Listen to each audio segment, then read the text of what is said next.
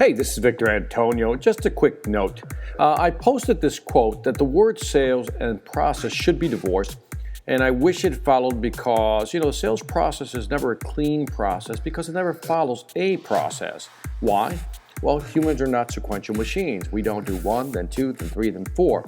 We're irrational. We're unpredictable. We're the antithesis of a process. So we need a better word to describe the sales process. It's really not a process. It's different steps that we're taking in trying to move a customer in a certain direction, mentally, obviously. Now, so we can talk about sales progression. I'm joking here about sales formation, maybe sales evolvement. But anyway, some word that truly captures the fluidity of how people really make buying decisions.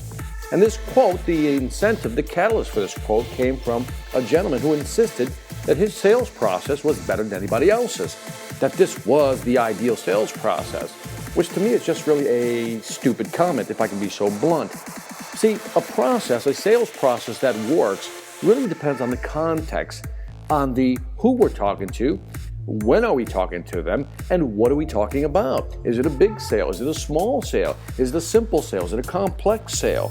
So to say that one sales process is better than another is just ridiculous. So keep this in mind.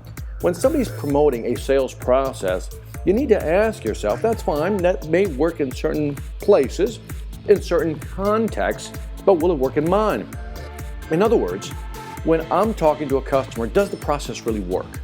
And if it doesn't work, what adjustments do I have to make as I'm moving through the sales progression? So keep this in mind because, again, too often times I'm hearing my sales process is the best sales process. And there really isn't one best sales process. See, the best way to define a sales process for your market, for your business, is to do the following. Find people in your market who are very successful. Find them and ask them, what do you do? When you close a deal, what do you do? How do you do it? Maybe ride along with them. Maybe follow them around.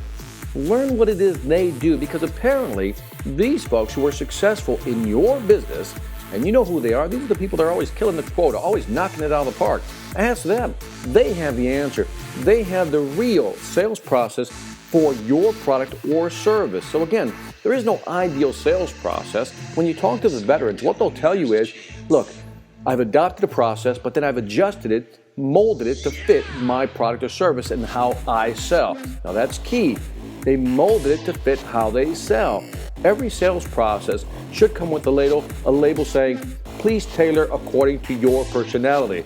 So again, take a sales process, mold into what you think is perfect for you.